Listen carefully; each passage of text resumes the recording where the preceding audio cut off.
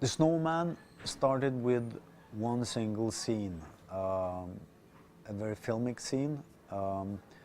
It's I thought of this woman who comes home from work and she walks into the kitchen where her husband and her son is making dinner for her. Very, you know, one big happy family, and she's saying that, oh, so nice, you're making dinner for me, and also what a nice snowman you built in the garden. And they freeze and they turn to her and they say, what snowman? And so she says, there's this big snowman in the garden. And they walk into the living room and they look through the window at this huge snowman. And the father says that, okay, it's probably one of the two of the boys from the neighbor who's been in our garden.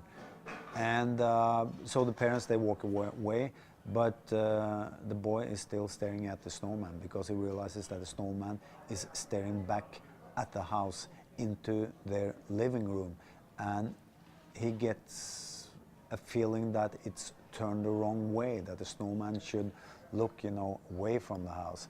But this snowman is standing a little bit too close to the house, staring into the living room, and that there's sort of an omen in that. And it is. The Snowman, I didn't plan as a horror story, and it's still a crime story, but it got more horror in it than any of my other books. It sort of followed from the theme of a snowman. It's a very traditional way of creating horror, is to use something that is very close to you, that seems very cozy, like a doll or a toy. And when you put a snowman in a context that is a little bit different, it suddenly becomes very scary. And that's what happens with this snowman that shows up at various scenes of a murder. And also you can hear the voice of the killer, but you can't see his face, of course.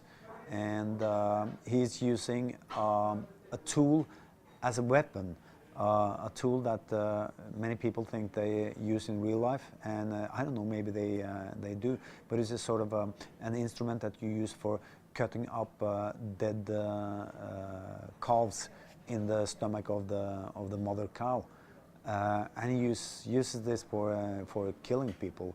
And all these elements together, they create this feeling of a horror story, and it's certainly my most scary story, I think.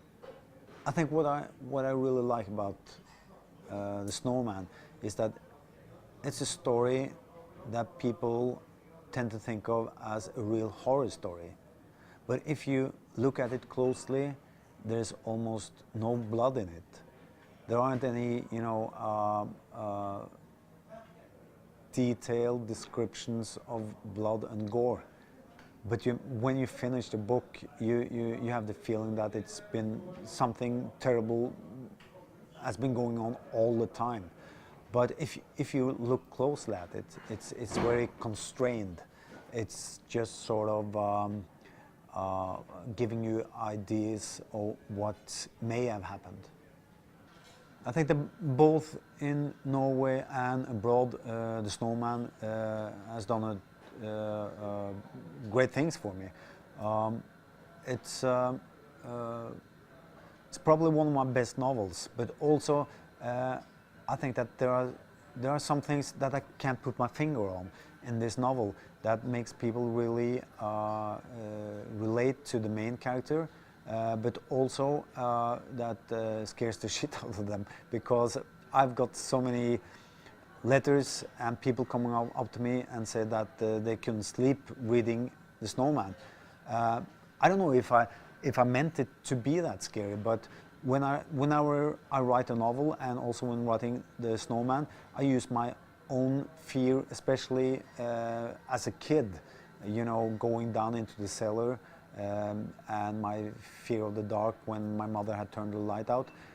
I think I probably used those emotions when writing these books and putting myself in the head of the victims or the people, even Harry being scared in this book. So I think that the descriptions of fear are very raw and personal for me in these books, and it's very interesting as a writer to see that if you use something from your own life, it shows in the text, and people they can pick that up, they can feel that, I think.